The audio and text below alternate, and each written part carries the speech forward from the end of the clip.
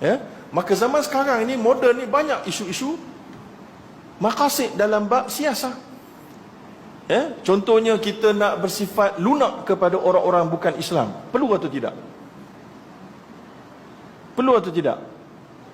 Kita mungkin di antara kumpulan kata tak perlu, buat apa? Bukankah kita ni asyidda'u 'alal kuffar ruhama'u bainahum.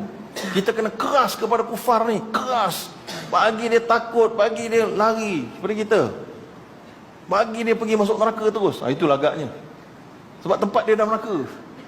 Dia terlupa bahawa ayat itu tak boleh diambil secara isolated, terasing daripada yang lain-lain.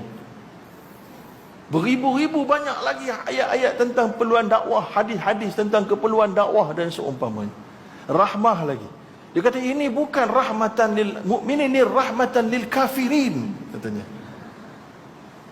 Padahal memang betul dalam rahmat lil alamin itu para mufassir semua bersetuju adanya rahmatan lil kafirin. Malah di kalangan ulama salafus salih, Ibnu Abbas dia berkata rahmat kepada kafirin itu adalah antara yang paling besar pada pandangan ulama tafsir dulu, adalah tidak jatuhnya azab dan iqab dengan serta-merta kepada mereka, lalu memberi ruang kepada mereka untuk mendengar dakwah dan menerima dakwah dan akhirnya mereka selamat. Dibuktikan bagaimana baginda Nabi SAW tidak mahu malaikat meruntuhkan bukit di atas penduduk Taif,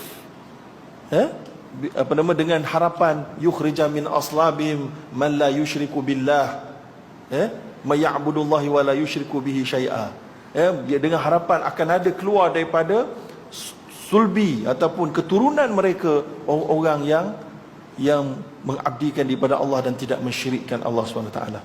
Lalu sudah tentu akan ada perbezaan.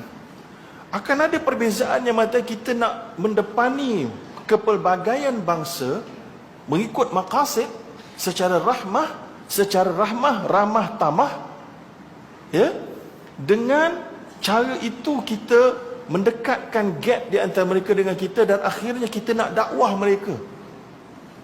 Tapi akan ada kumpulan yang kata tidak, kita tidak akan bertoleransi dengan ini. Panggil dia bukan Islam pun tak boleh, kita mesti panggil dia kafir.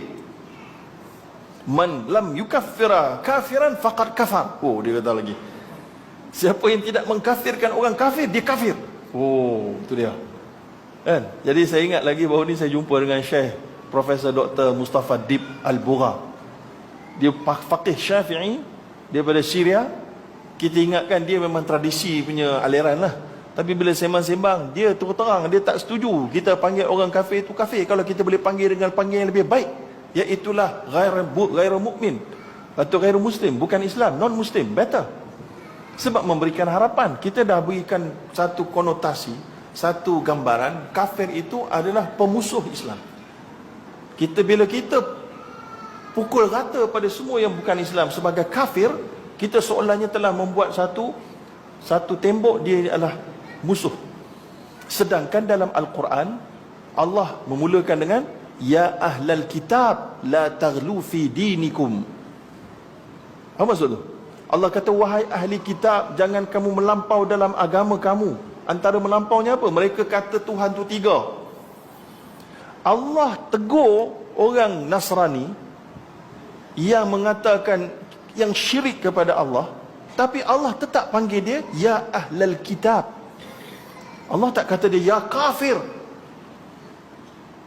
Nampak? Ya ahlal kitab.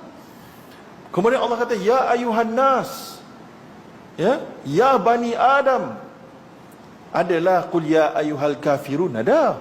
Tapi daripada banyak-banyak, majoritinya tidak dipanggil kafir, kecuali yang very spesifik, kepada cerita yang very spesifik.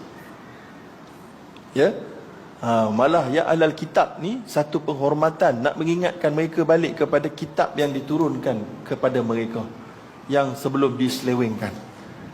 Lalu itu juga maqasidnya yang tadi tu, nak dakwah tu.